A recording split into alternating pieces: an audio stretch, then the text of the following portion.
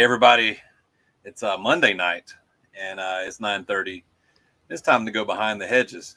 And I'm Mitch. This is my erstwhile companion, Mr. Matt Dunatty. And it's been a minute, Matt. Glad to be back on here with you. Um, Anything happened recently? Since the last time I showed my beautiful face, I don't know. Did something happen? I think the last time we talked, Anything weird? we Anything just untoward? anything something that doesn't happen very often, maybe once in a lifetime. Any history getting made? Yeah, I believe so. We're about to talk all about that right after this.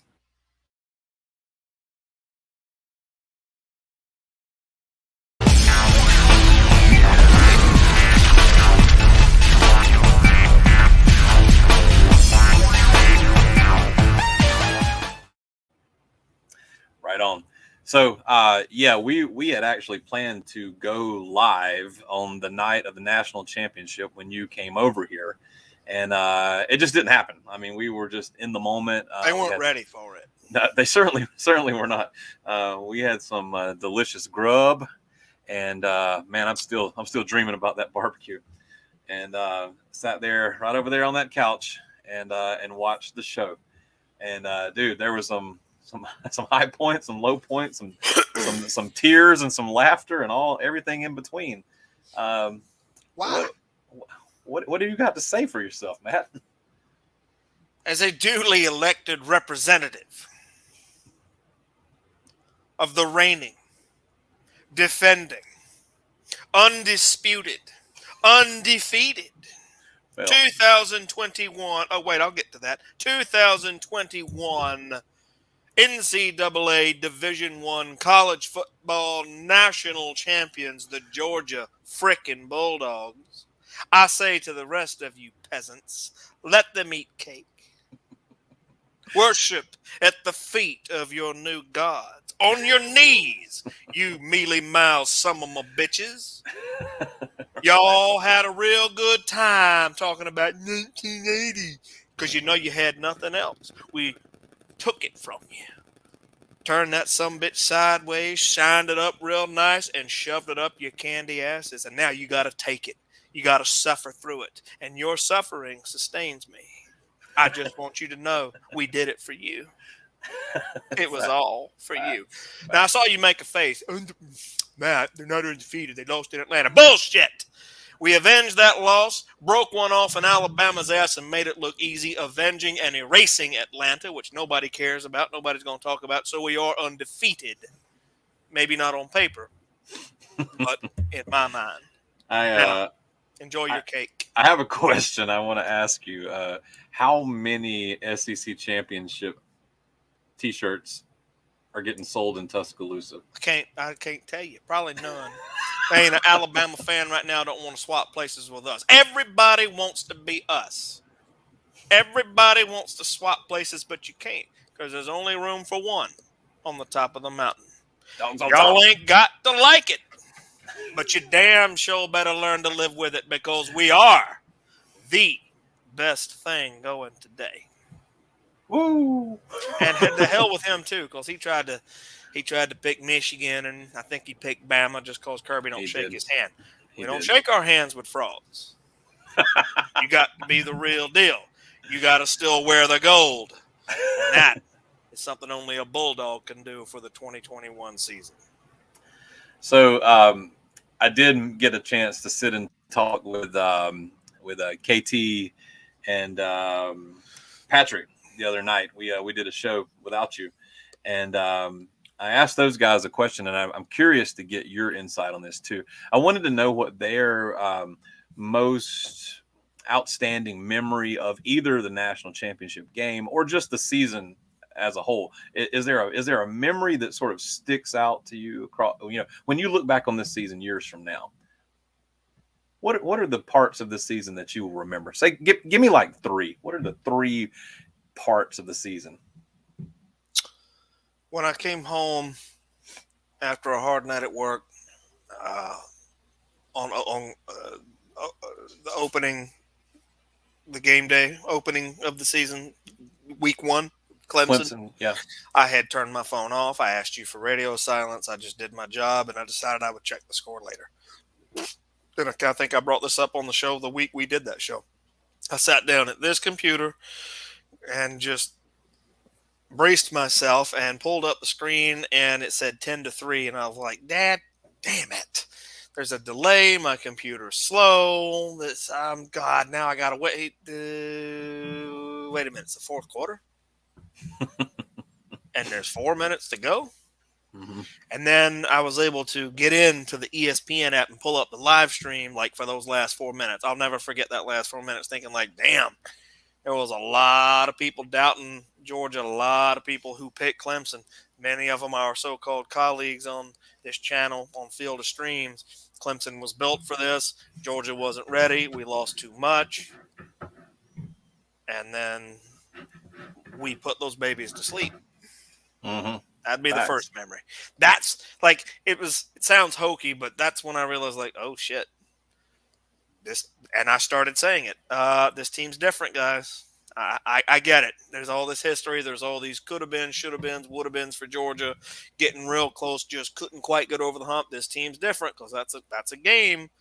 Georgia typically bumbles and loses. Sure. And Clemson is a quality program. Them in Alabama over the past 5-6 years, whatever, and then sprinkle in Ohio State, yada yada yada. Yeah, so that's memory number 1. Yeah. Memory number 2. I mean, there's a lot. I mean, I guess it's going to have to be the SEC title game where we took a gut punch, and all of a sudden it was like, oh, here we go. Now here's the Georgia team everyone thought they'd see. Now we're going down familiar territory. We're going to drop this game and probably shit the bed in the first round of the playoffs. Now we've been exposed. Even the national media said Alabama broke something in Georgia, and I believed them. I did, because I've been there. Like, okay, now we're back to normal. We've had a magical season, but now we're back to normal Georgia business. That would be memory number 2, how I felt after that game, the miasma. That was a legitimate doubt, and oh, well, great. I'm glad we went undefeated and won the East. Now Bama's, reasserting themselves. That would be memory number 2. And memory number 3 would be it happened right there in the room you're sitting in, right after that bullshit fumble call that went Alabama's way when Stetson Bennett clearly, or at least as clearly as Bryce Young had done it earlier in the game, thrown that damn ball forward. It was just a weird hit and a weird trajectory. That was a forward pass, incomplete, but they called it a fumble. Bama recovers. They score the touchdown. You went off to do something. I don't remember whether it was to get barbecue or take a shit. I crept around that couch that you can see, dear viewers. That couch right there over his shoulder. There's a bed that I slept in later that night. While he was out of the room, I knelt down and I sent a prayer up.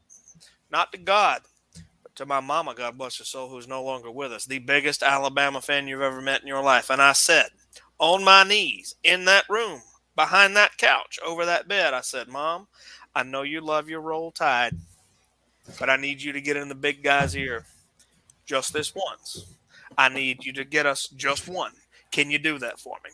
4 minutes later, our hobbit, 4th-string walk-on quarterback, who had struggled and gave no one reason to believe he could win that game, 4 minutes after I sent that prayer up to my mama, the biggest gump you've ever met, he morphs into Drew Brees and brings Georgia a national championship for the first time since 1980. So don't tell me there ain't nothing on the other side. Don't tell me prayers and thoughts don't work. Because if you do, I'm going to say you full of shit, and Georgia's got the ring to prove it. They played their hearts out, but my mama got in God's ear and made that shit happen. That would be memory number 3. Nice. Very good. Very good. I want to just go ahead and add to that list. I mean, I got to agree with you on the Clemson. I actually made a little, you'll probably see it on some future shows. I made a little clip of just the highlights of the sacks. There were 7, we sacked them 7 times. And it's just a little clip. I don't know, maybe 30-second clip. It's just sack after sack after sack after sack after sack, and it's just, man. And, you look at the scoreboard during the game and you think, oh my God, we're clinging to this lead. But you go back and you watch that performance, and you'll realize that 7-point victory did not tell the tale. I mean, that was 7 points was insurmountable to Clemson on that night. Right. And that tipped me off to the fact that this team was different. And I said it every time we did a show. I was like, guys, whoever was joining us that night, this is not anyone's Georgia team that anyone can remember. This team is different. Yeah. I understand your doubt. I understand your jokes. I understand 1980. I understand what you've seen with your eyeballs and what I've seen. And no one was more uncomfortable with this than we were, because here comes the shoe. Here comes the hammer. It's coming. Just wait. But this team was different. Then that shoe came in Atlanta. That's when I doubted. Mm-hmm. And that's when they convinced me that, yeah, Michigan might have something for us because Alabama broke us. And then we come out in the first round of that playoff against the Michigan Wolverines that were fired up and playing great football. And, dude, we pulled their pants down, turned them upside down, took the change out of their drawers. Exactly. And then it was like, well, shit. Yeah. What happened here? Yeah, for real. Yeah. I got to tell you, the second memory for me when I look back on it is going to be the Arkansas game. Everything that led up to the Arkansas game, the talk when we had Dargan and Rohan on here, and you know what I mean. They were, and listen, man, I'm not trying to take anything at all away from Pittman and the Hogs. Like they had a great team this year, all right, and they were good. They were top 10. They were number 7, something like that, and they rolled up into Athens. And dude, it's not even the whole game; it's just a certain segment of the game when that defense went on the field. And KJ Jefferson and all those big dudes were out there, you know, here comes the Hogs, right? And dude, that Georgia crowd, the volume, it sounded like a space shuttle taking off, you know? And even the announcers were like, these for guys, a noon game. For a noon game. They're like, we can't, this is an unbelievable volume here. And it affected Arkansas. And, you know, Kirby said it afterwards, like, you know, thanks everybody. He told everybody that they needed to show up, and they did. And he said, you know, it absolutely affected that team all the way up until the point where I want to go all the way from that moment when they took their first offensive snap up to the point where Dan Jackson blocked the punt. That segment of football, I will remember that. All right. We just jumped on those dudes and they had no answer. They were just getting bullied.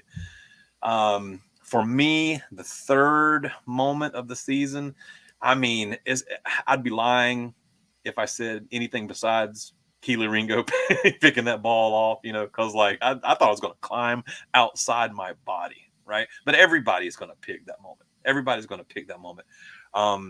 The moment to me that I'm going to remember right at the end of the pick six, Dan Jackson shows up one more time. He stepped in front of a man. Is that what you're calling it? Yeah, that's what I'm going to call it. I'm going because that's what I'm going to remember. Because Dan Jackson looked that man in his eyes and said, "I'm willing to die on this football field right now." And did. Are you? And he did. And he died. Dan Jackson basically was playing the role of Boromir from Lord of the Rings. He's like, you got me. I'm dead. But I'm going to follow my brother, my king, my captain into that end zone, and we're going to win that natty. Yeah, no, you're right. That's a good one. I love it. I'll always remember, dude. He got obliterated. And you know what's so funny is that it sort of goes back to the beginning when we were looking at this team in preseason. You remember when we were watching the spring game, and there was that catch that Darnell Washington caught, and Dan Jackson speared him, like tried to do his Goldberg impersonation, and it was like one of those little play arrows that your mom and daddy bought you when you were 5, 6 years old, going into a Trent. Yes. Another Lord of the Rings reference. He just kind of like, here's Darnell, and here's Dan Jackson. It just went clink, clink. Yes, he don't care. He don't care. So Dan Jackson died 3 times on the field this year, and those are the memories that I'm going to take. Dan Jackson deaths, top 3 Dan Jackson deaths. I love it, man. Action Dan, this one's for you, brother. Action Jackson, baby. Hey, before we get out of here, is there anything else you want to say about Dogs on Top? Any other memories that stick out to you, or any parting shots? Well, I think everybody in the college football world, we just all need to take an introspective moment of silence for poor old 1980. The Hashtag joke is 1980. dead. The one bullet all of you had left in your belt is now a blank, and you just gonna have to suffer.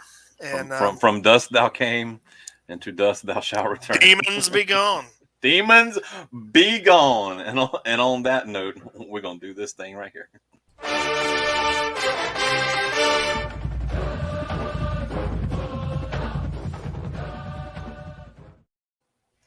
Hey everybody, welcome back to Behind the Hedges. I'm your host Mitch, and this here is Matt, and we're chopping it up about the dogs. Well, mostly, anyways. Got another little topic, Matt. I've been really interested in some news that's coming out just to the west of the Chattahoochee River this week, and man, things are going down on the plains, are they not? What do you say we discuss coming up right after this?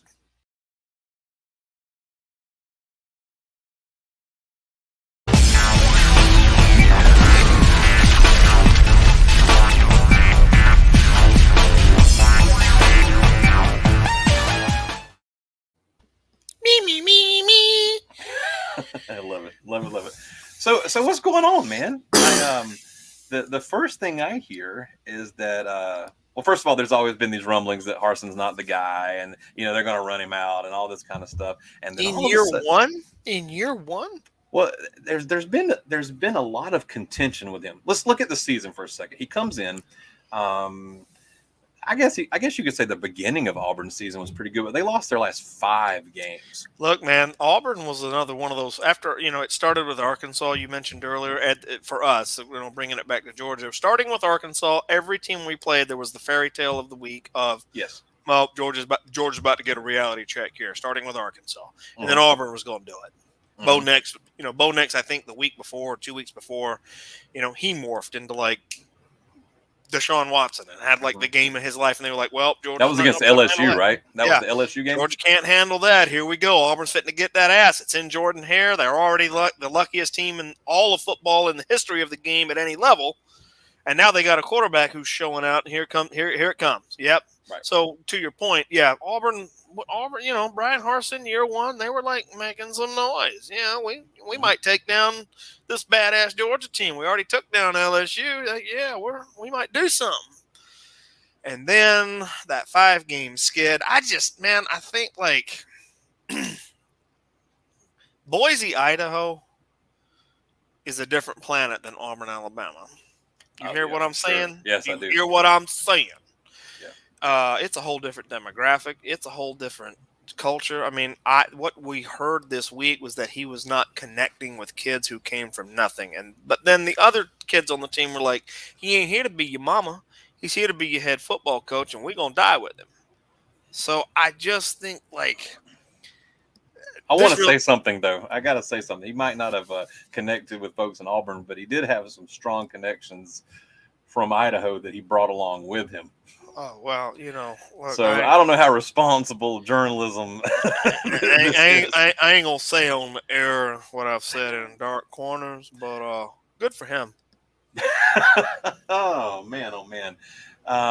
So for those of you so the allegations are that there was this young lady who was a cheerleader at Boise State who graduated as Harsin is leaving, and she came along with him to Auburn, and he gave her some sort of job in an analyst, a recruiting coordinator, something like that. He gave her some sort of position, paid her, gave her some money, right? And then as it turns out, now it is alleged that they were having an affair. And this is the charge that the Auburn people are sort of rallying around. Let's get him out of there. He's this infidelity charge. The last time y'all won a natty, you had the best player money could buy. He's illegitimate. Your title's illegitimate. You didn't have no problem doing that. What's the problem with this? Men and women, just a secret. Hold on, stop. Men and women sometimes like to bang each other. Did you know this? Were you aware of this? I know it's a big mystery.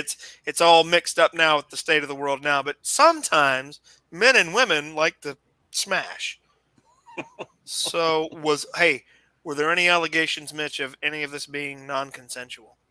I haven't heard anything like that. Were there any allegations of this being abusive or predatory? I haven't heard anything like that. Is she an adult? Yes, I believe So so. 2 adults smashed. What's the big deal? Not a big deal to me.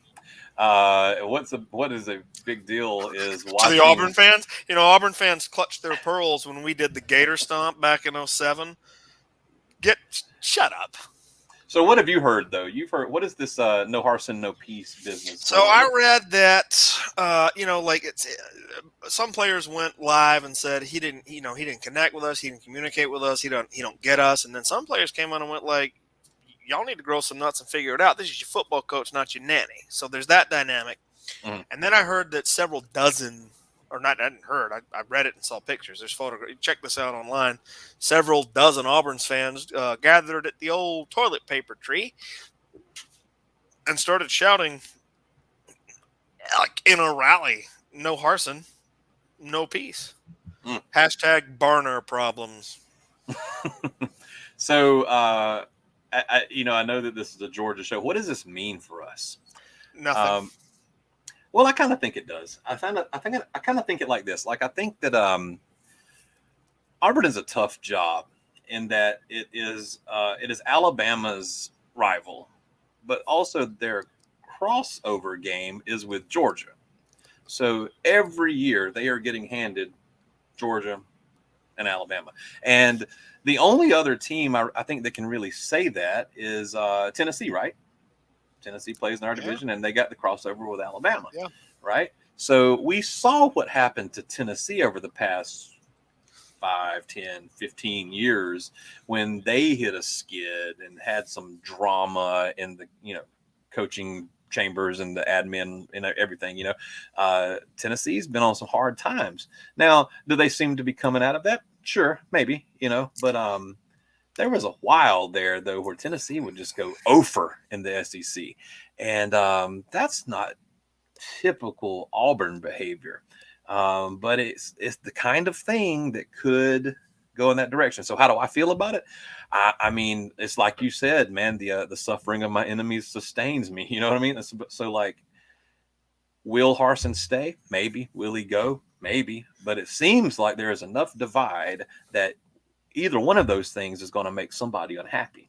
Yeah, they're in a tough spot, and the reason I say it doesn't do nothing, it doesn't affect us in any way, is that, I mean, we might get some recruits, there might be a transfer or two, but Auburn is that team that even if they are down in the sewers, you've seen this before, that they can still find a way to beat you.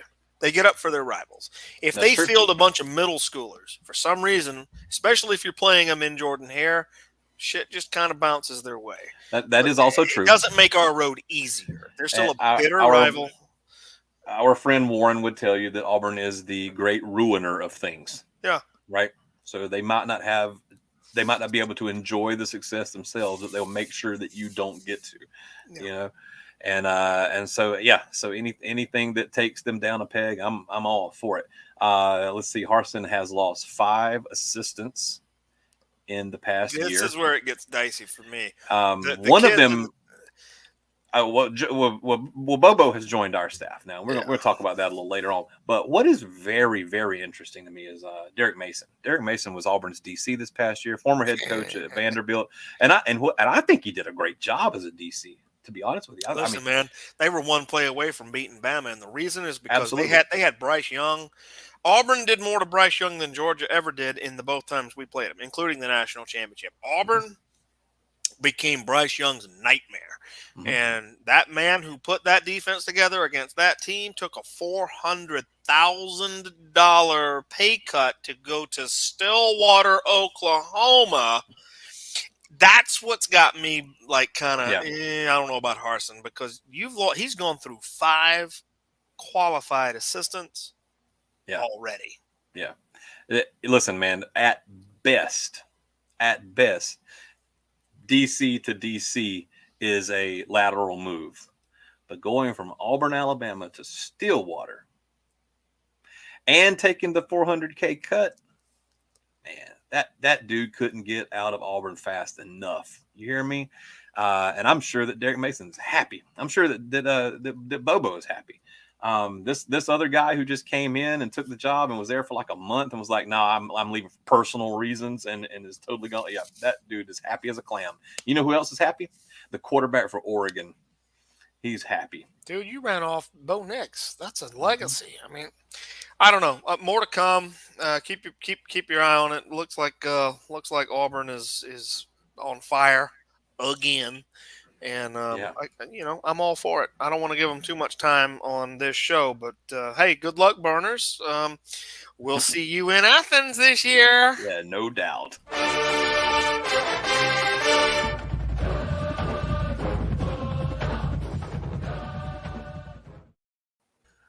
Hey, everybody. Welcome back to Behind the Hedges. I'm Mitch. This is my partner, Matt, here. And gosh, Matt, we have got something to talk about right now. A pretty alarming story came out on Dog Nation this week about how many players we have versus how many scholarships we have available. Yeah. So we need to break that down coming up after this.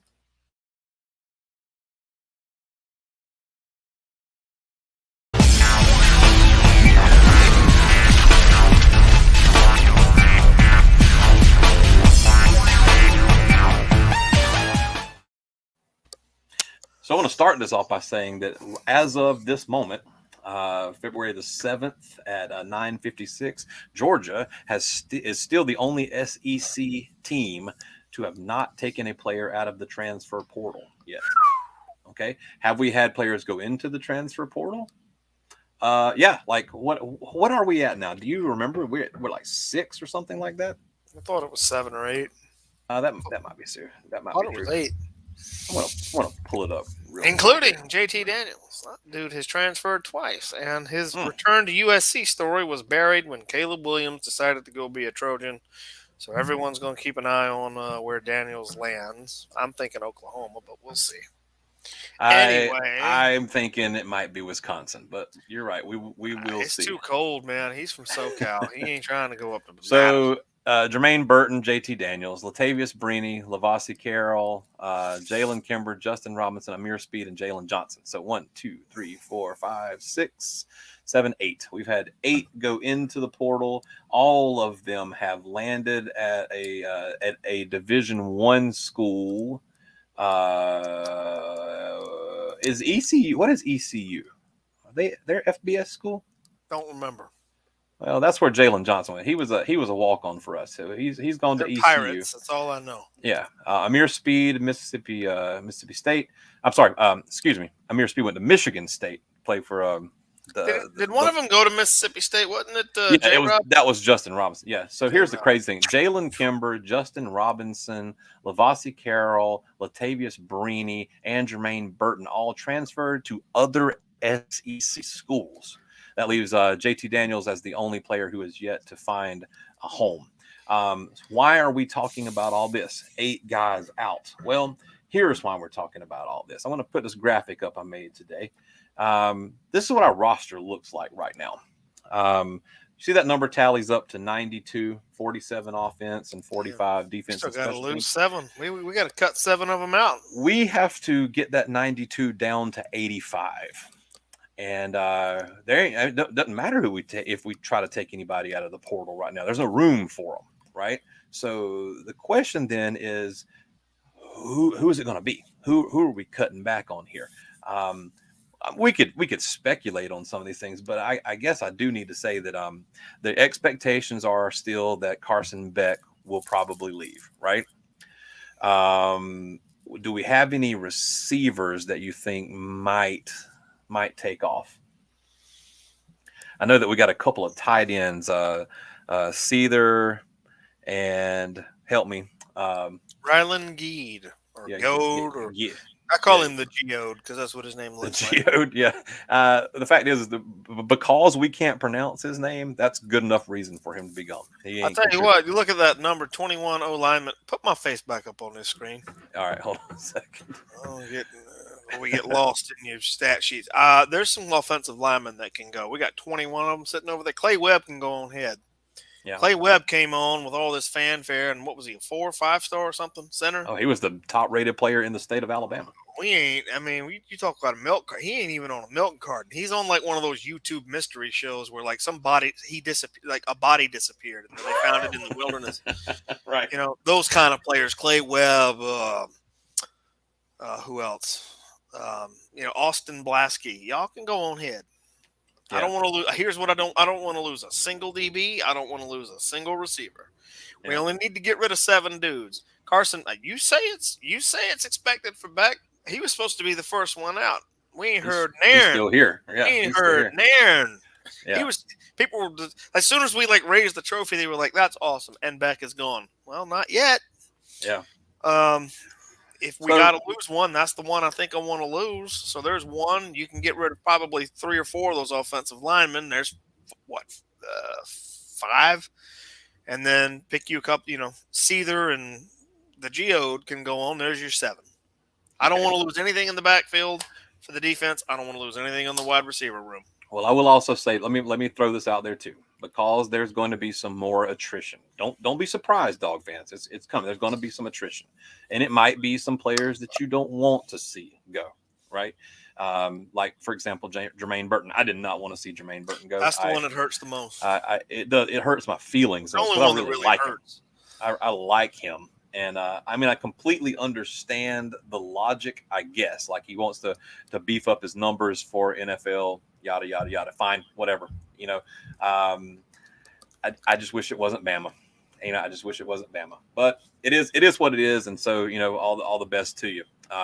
But there's a few guys right now who have been lurking around on the roster, haven't really made their name yet. For whatever reason, right? Some of them are legit, like MJ Sherman, for example. All right, is he a good player? Maybe. We don't really know, but we do know he's been buried on the depth chart behind one of the greatest linebacking cores the world has ever seen. And but those guys are gone, and so now it's his turn. All right, so is he going to step up and seize the moment and be that guy? Because if not, get the step. Somebody's got to move. So we gotta clear out. It's time to trim the fat. And anytime we get to this, anytime you see a team reach the level of superiority that Georgia has reached or that Alabama has reached or any of these other teams, there's always going to be attrition that comes with that. There's always going to be players leaving, coaches leaving, things like that. And, it's just one of those things that it sucks. And you just kind of have to just deal with it, right? Like it is what it is. So next man up, because we have recruited so well, next man up should be an attainable point. Well, apparently it's not for Alabama because the only thing they're doing is making excuses about injuries. What happened to next man up? What happened to no excuses? Oh, wait a minute. We only do that when Georgia whips our ass with a 4th-string walk-on quarterback and a bunch of true freshmen. Say that just one more time for the people in the back. Alabama always talking about next man up and 5-star recruits and dynasty and no excuses. Except when Georgia whips their ass with a 4th-string walk-on quarterback and a bunch of true freshmen. Matt, they're not all true freshmen. I know that, you stupid son of a bitch. But of all the touchdowns we scored, 2 of them were from true freshmen. And the pick 6, you might as well call him a true freshman. He was a redshirt freshman that never played a down until this year. My team was better than your team. My backups was better than your backups. Right. And with that, here's this.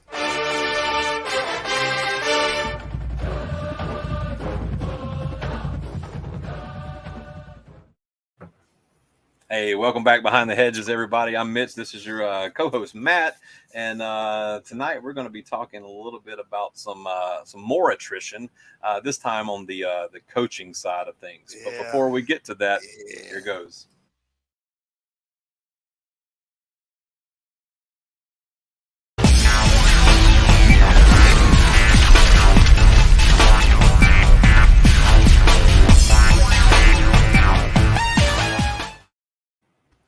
It's bad when I have to make notes of all the names of the coaches that were leaving and who's coming in and where they're going and all this kind of stuff. And I typically in the past we're like, oh yeah, we lost the coordinator and then we replaced him with this guy. And then that's all you have to remember.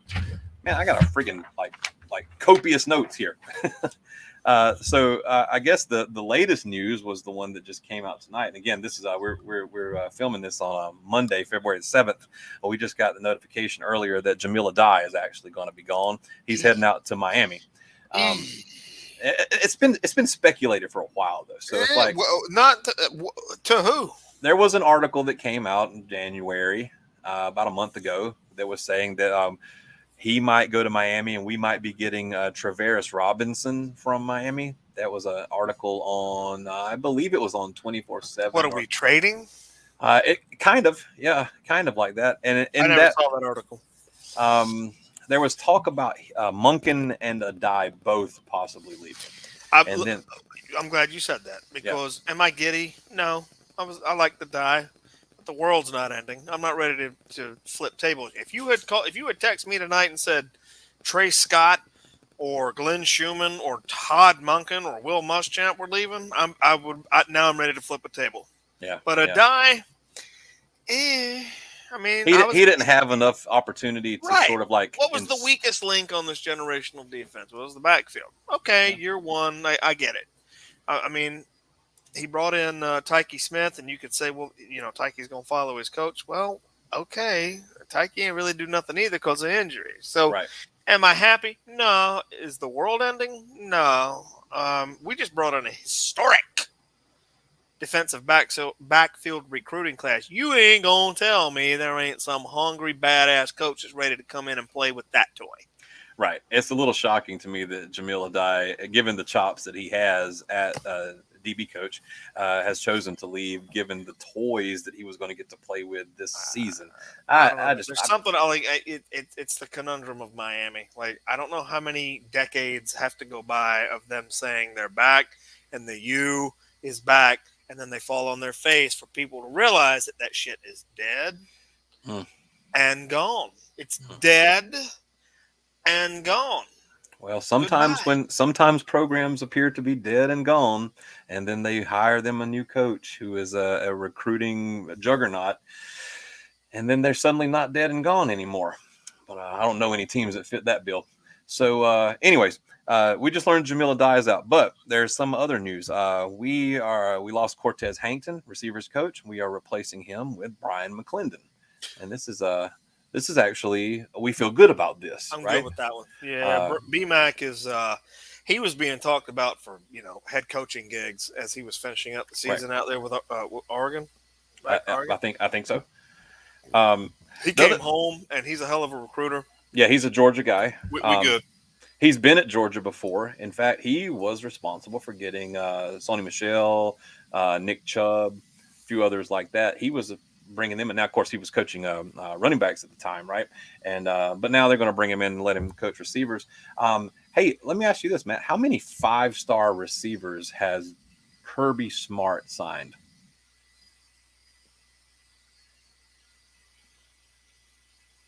Just the one. George Pickens. Before that, it was Marlon Brown. So, yeah, Kirby Smart's brought in one. Yeah, so we're loading up 5 stars all over the field, except for the receiver room. What's going on there? So is Cortez Hankton? Maybe we got some questions to ask of him. I don't know. Georgia doesn't make the receivers look good. Well, is it the chicken or the egg? You know what I'm saying? So I don't know. We're also bringing in Mike Bobo from Auburn. He's out, and he's coming in. And feel how you want to, but I saw this and I tend to agree with it, and that is Bobo means points. Say what you want to, but every time Bobo has had a cup of coffee with us, we've scored points. Now he's coming in as an offensive analyst, I believe, right, to work under Monken. And I suppose if Monken did decide to leave later on, maybe that's his job.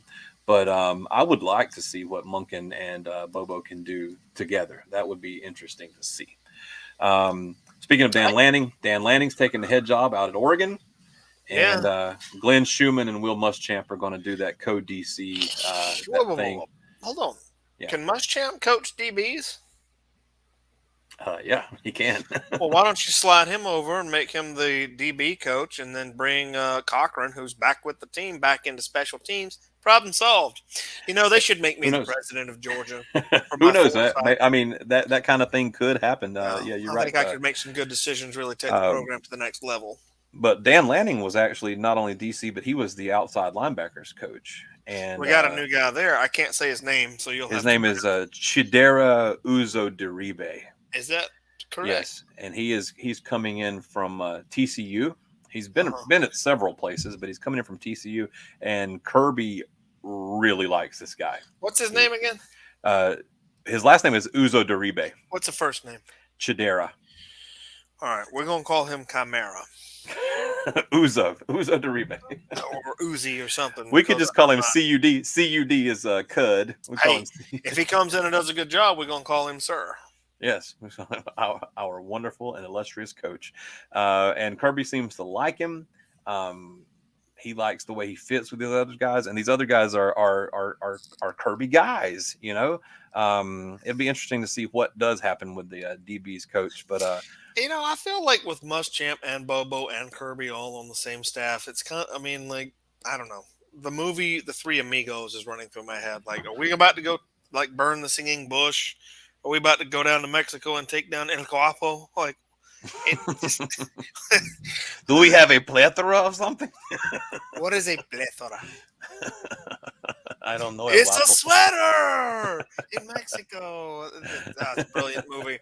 But with Coach Boom, Bobo, and Kirby like all on the same squad, I just get like, I hope we're not getting into good old boy, football here with the coaching staff, because we've seen that before in other places, and it ain't always a good thing. Yeah, good old boy. It can work if the guys are putting up the results, and so that Kirby's a results-oriented guy. He is shown to be. So I don't have any reason to believe that any of those fears are founded just yet. And Kirby's earned a reprieve for a little while. Anyway, he is no longer on my hot seat. He's no longer on your hot seat. No one, just when I thought I could not hate Stetson Bennett IV anymore, he went and did that and totally redeemed himself, solidifying his position as the greatest quarterback to play the game of football in the history of the sport at any level. Hail to the victors. John Elway, scrub. Tom Brady, slob. Joe Montana, jabroni. This is all you need to know right here. The fourth. What year will it be when Stetson Bennett becomes the governor of Georgia? Probably as soon as he graduates college, which should be like next year. And I will happily move back to Georgia and serve under my feudalism style under my new lord. Exactly. Pay him in chickens. You need those peanut fields tilled, Lord Stetson? I got you. You need me to run a raid down into Jacksonville and take from them Florida men? I got you. You're going to pay that man in chickens and yams. Yes, sir. All right, Matthew, we're going to get out of here. Anything else you need to add about the coaching situation? Are we excited? Are we overall positive or overall? Be calm. I mean, Dan Lanning was an unknown commodity coming out of Memphis, and look what he did. Glenn Schumann was an unknown commodity. Was a young unknown commodity who just kind of piggybacked with Kirby over. Have some faith. Kirby is coming into his own as a head coach. It's funny that he's coming into his own winning a national championship, but he has proven that he can spot something in coaches that works. So, listen, Bama for a decade, was a coaching carousel, and they were always all right. Yeah. Georgia's got to do that same kind of thing, and I think under Kirby they will. Yeah, maybe you're right. Will we repeat? I don't know. That's hard to say. Even with the best of teams ever, that's hard to do. Will we take a step back? Yeah. How far will that step be? I don't know, man. We're gonna be we're gonna be damn talented. We're just losing a lot of it. We're losing a lot of experience. We're losing a lot of hours in the gym. But if you must lose experience, might as well replace it with talent, right? Yeah. And I expect this to be pretty darn scrappy. I think we're going to be tough to deal with. I believe that Kirby has built the Death Star, and we're going to lose some every year, but we're just going to churn it right back out. And with that, here's this.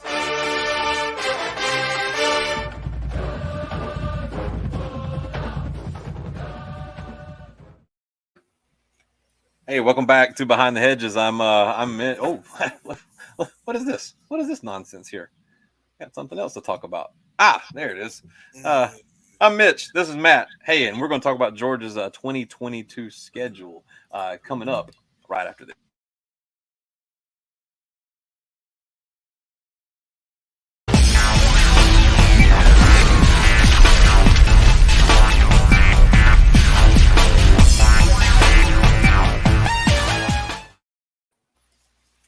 All right, dudes. I think that everybody is fully aware of what's coming down the pipe. Game 1 of 2022. I'm trying to share the screen here. Yeah, there it is. There it is. Let's try this. How's that? Yeah. That's what I'm looking at now. All right. So, what do you want to talk about here? I hate to say this, and this is no disrespect. And, things can happen. Teams can go low. Teams can go high. But looking at the schedule, Georgia's going to win the East with ease. I'm not worried until November 12th. And I'm worried again November 19th. Everything before that, it's in the bag. What you got? It's a little early for us to be doing like a season prediction or anything like that. But I will take a look at this schedule in chunks. Looking at the first 4 games here, or let's go and say the first 5 games because I can get them all on the same screen. 5, so Oregon through Missouri. There doesn't appear to be a team on here that's going to offer a substantial challenge. Namely, Samford, Kent State, and Missouri are all going to be pushover wins. South Carolina is bringing in Spencer Rattler, and they will put up some resistance. Oregon should probably put up a little bit of resistance, but first-year head coach, first-year quarterback sort of situation. I think Dan Lanning is going to have a good program on his hands, but it's a hard ask to get him to play his first game against the reigning national champions and his former team. It's just a tough ask for him. So I see Georgia 5-0 after those. Then we got Auburn and Vandy. Or neither one of them are bye. 7-0 going. I think okay, keep going because I think we're going to pull. I think we're going to turn Florida upside down and shake the change out of their drawers this year too. And Tennessee, if this were in Knoxville again, I think we still get a win. I think they look better. The fact that it's going to be in Athens and there's this narrative, their trajectory is up. I don't. They're ready for a lot of things. They're not ready for the talent gap. Let me tell you a little quick story. I went on today to ESPN's way too early top 25 teams for 2022, the question marks for each team. And I was going to look up Florida, Tennessee, and Auburn to find what the question mark was so I could make fun of them, but I failed because weren't nary of the 3 of them on that list. So I had nothing to make fun of them for. Except for the fact that none of them are on that list. Facts. So I will say this though, it's. I think you will agree with me. This 4-game stretch with Florida, Tennessee, Mississippi State, and Kentucky does appear to be our toughest 4-game stretch or a little stretch on the schedule. I think if we struggle, if we scuffle, whatever you want to call it, it will probably be during this part of the schedule. I really I hate playing Tennessee and Florida back to back like that. Not as worried as about Mississippi State. They're kind of in turmoil themselves. That's where I'm worried. No, that's where I'm worried because that is Mike the Assassin Leach. It is in Starkville, and I do not trust cowbells. Okay, fine. Write them off and watch what happens. It's not that I'm writing them off. It's that Kirby, early in his career, he did have problems traveling on the road to SEC West opponents, and that is that still a thing, or are we just way too talented for them? I don't know. It will be a road game, and it'll be a tough environment to play in. That's their quarterback. True. It will be Will Rogers. The fact that we have to go back-to-back road games, Mississippi State and Kentucky, that's bothersome to me. At least we get Tennessee in Athens. I'm worried about the 12th and the 19th. I'm worried. I don't like this. I don't like this setup. After Florida, after Tennessee, then you got to go on the road to play the Joker. You don't know what Mike Leach is going to do. Yeah. And then you got to go at Kentucky, who is, I think, solidly as we speak, the second best team in the East. Yeah. And I have to look at Kentucky's schedule, and maybe in the offseason I'll have an opportunity to do that. I haven't really previewed them. I don't know who they're playing before us or anything like that, but I do know that they're a tough team, and they're returning some talent. Levis and Rodriguez are both back. They have They're losing a shit ton in the trenches, though. Part of the reason why they were so tough is because they would bloody your nose, and the players they had were able to do that. They are losing a significant amount on both sides of the trenches, though. Yeah, but they have also recruited very well, particularly at the offensive and defensive line spots over the past couple of years, and they had another good recruiting class this year. So I mean, I'm not saying he's built the Death Star. I'm just saying that Stoops has built a little bit of a factory there. So I don't expect there to be much drop off in Kentucky. Are they able to beat Georgia? I don't know. It's worrisome. Those two games are worrisome, and that pretty much wraps it up. Yeah. Oh, wait a minute. Wait a minute. Oh yeah. The nerds.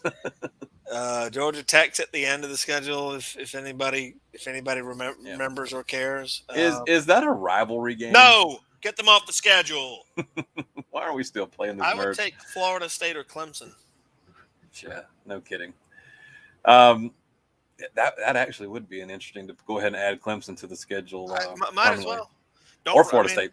Yeah. Georgia Tech? For what? Why? Because people in Atlanta feel that it's a rivalry? I mean, come on, dude. There are people who are now like 30 years old who've never seen Georgia Tech beat Georgia in Atlanta. This is no longer a rivalry. It's time to move on. Yeah, not bad. Okay, dude. I mean, look for a little more in-depth schedule, analysis later on. But anything you want to share? Any news that you want to share with these folks before we get out of here? I'll probably be going on hiatus for a little while, especially in the off season. Work, children, life, just going to kind of. It's getting to a point where I can't force these shows out. Now, once the season starts, work, children, and life get put on the back burner because college football comes first. I kid. But while we're in the down season, I'm probably going to take this pretty face back to real life for the next several months. I do find it interesting that it's real quiet on this show, except for us. Not a whole lot of comments, not any guests. I haven't been so good with the comments tonight. I got several comments, including this one. Yeah, let's see. I don't know what that means. Yeah, this is a bot. Probably. I'm just intrigued by how quiet everything got once Georgia won the national championship. A lot of the yip and the yap just kind of went away.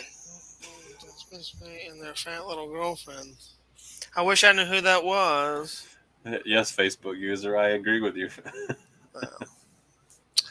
You also got that's this one. all. Natty is on one.